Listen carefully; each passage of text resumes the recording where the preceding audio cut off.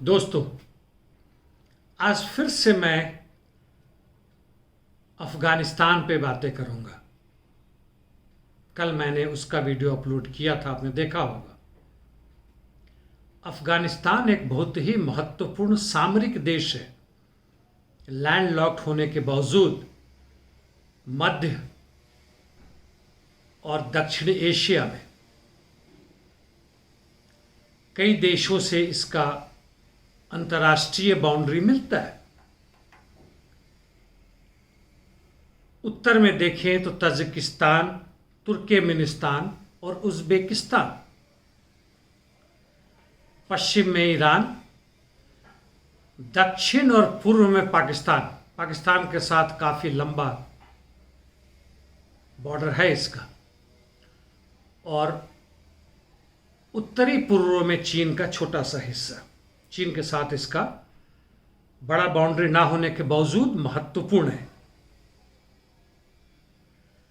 जैसे मैंने बताया कि यह एक सामरिक क्षेत्र है, बहुत महत्वपूर्ण है, और खासकर अमेरिका से हटने के बाद जब इस पे नज़र है चीन की, रशिया की, और फिर से पाकिस्तान महत्वपूर्ण बन रहा है। पाकिस्तान ऑलरेडी ख्वाब में देख रहा है या संधि कर रहा है कि उज़्बेकिस्तान से होता हुआ अफ़गानिस्तान और पाकिस्तान तक रेलवे लाइन बनेगा, और इससे वह मध्य एशिया को, पाकिस्तान को नीचे तक यानी कराची पोर्ट तक वह जोड़ने की ख्वाब देख रहा है। चीन भी BRI यानी बेल्ट रोड इनिशिएटिव के तहत इसमें देख रहा है, जबकि रशिया, उज़्बेकिस्तान और अन्य देशों की मदद से पाकिस्तान तक आने की कोशिश कर रहा है। पाकिस्तान के साथ उसका हाल फिलहाल में राजनीतिक, आर्थिक और सैन्य संबंध बढ़े हैं। खैर, मैं इसके आगे बहुत ज़्यादा डिटेल में नहीं जाऊंगा, इतना सिर्फ बता दूं कि 34 अफ़गानी प्रोविंसेस में, राज्यों में आधे से अधिक तालिबानियों ने कब्जा कर लिया है अमेरिका के हटने के बाद, और अमेरिका को उम्मीद था कि 90 दिन तक भी काबुल के ऊपर कोई खतरा नहीं आएगा, और वो अपने सारे सैनिक हटा रहा था। बल्कि इस महीने के अंत तक उसने अंततः सब सैनिक हटा लेना था। वापस 3000 उसने भेजे हैं काबुल में अपने एम्बेसी और एम्बेसी में कार्यरत स्टाफ को सुरक्षित बाहर निकालने के लिए, ताकि इसके पहले वियतनाम जैसी हालत हो जाए, वहाँ से सुरक्षित भाग ले। नाटो ने भी इस तरह की बातें की है। इंग्लैंड ने भी 1500 सैनिक वहाँ लगाए हैं। कनाडा ने भी कहा है कि वह भी अपने सैनिक भेजेगा। वैसे कनाडा भी आर्म्स बेचने में बहुत पीछे नहीं है। अमेरिका की बराबरी, चाइना और रशिया की बराबरी भले ही ना करे, इजराइल की बराबरी भले ही ना हो, लेकिन एक अंदाजा आप इससे लगा सकते हैं कि उसने सऊदी अरबिया को, जी हां, $3 बिलियन के बराबर आर्म्स एम्युनिशन बेचने की सौदा किया है। सऊदी अरबिया वही है जो विश्व का सबसे निम्नतम प्रजातांत्रिक देश है, बल्कि प्रजातंत्र है ही नहीं। यमन की बर्बादी में सऊदी अरबिया और उसके साथ साथ उसको मदद करने वालों में इजराइल, अमेरिका, इंग्लैंड और कनाडा का भी हाथ है। वापस हम यहाँ पे आते हैं दोस्तों। यह तो मैंने बताया कि किस तरह से पूरे अफगानिस्तान की बर्बादी हो रही है। 20 वर्ष पहले अमेरिका यहाँ आया था, $1 ट्रिलियन से अधिक खर्च कर चुका है। इसकी हर्जाई कौन करेगा? अमेरिका जी नहीं, अमेरिकी मजदूर वर्ग, और उसने विश्व में से जहां से भी उसने लूट रखा हो। नाटो के अन्य देश जिनकी सेना यहां पे थी, वह भी भरेंगे। सीधे या टेढ़े ढंग से कहें तो हम भारतवासी भी भर रहे हैं। हमारे भी वहां के दूतावास के सारे कर्मचारी भाग रहे हैं। सब देश वहां से हट रहे हैं। जर्मनी, फ्रांस, स्विट्जरलैंड, अमेरिका का तो बता ही दिया, कनाडा, भारत, सब भाग रहे हैं। बाकी देशों का क्या है, छोटे मोटे महत्वपूर्ण नहीं, उनको भागना ही भागना है। इस बात को मैंने आज दोबारा क्यों कहा दोस्तों, इसलिए नहीं कि कुछ खास हो गया, ठीक है, हो सकता है हफ्ते 2 हफ्ते में काबुल भी गिर जाए। याद दिलाता हमें जब यूएसएसआर की फौज वापस हटी थी, उस समय नजीबुल्लाह और उनकी सरकार का क्या हश्र हुआ था।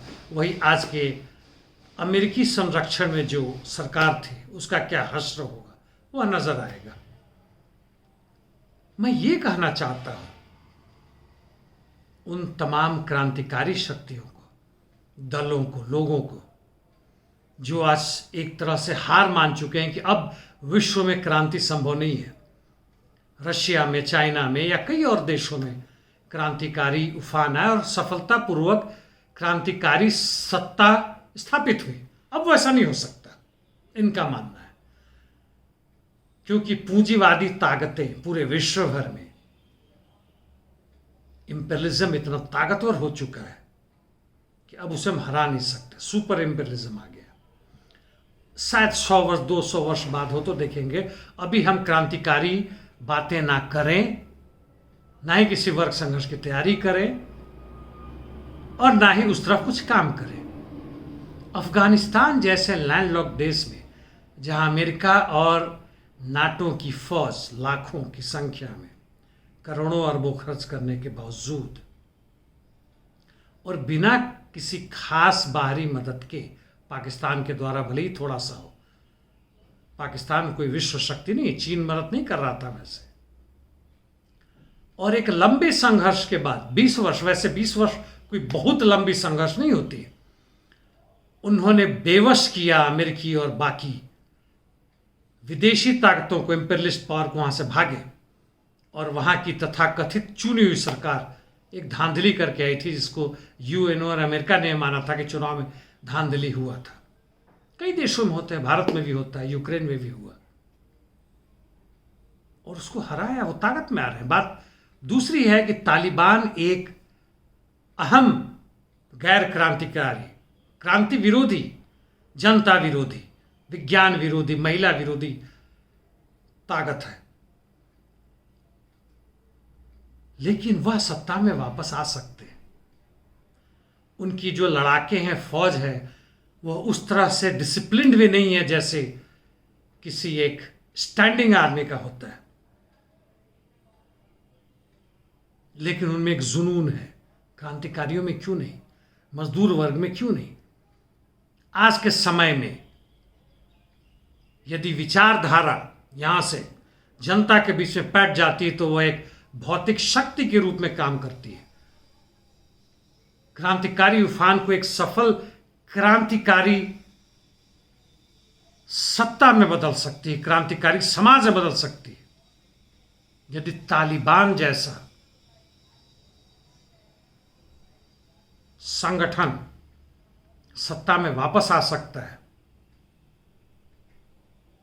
1975 में अमेरिका जब वियतनाम से भागा था तो उस समय वहां चीनी और यूएसएसआर भी मदद कर रहे थे। यहां तो ऐसे ही है, हम क्यों नहीं दोस्तों? धन्यवाद।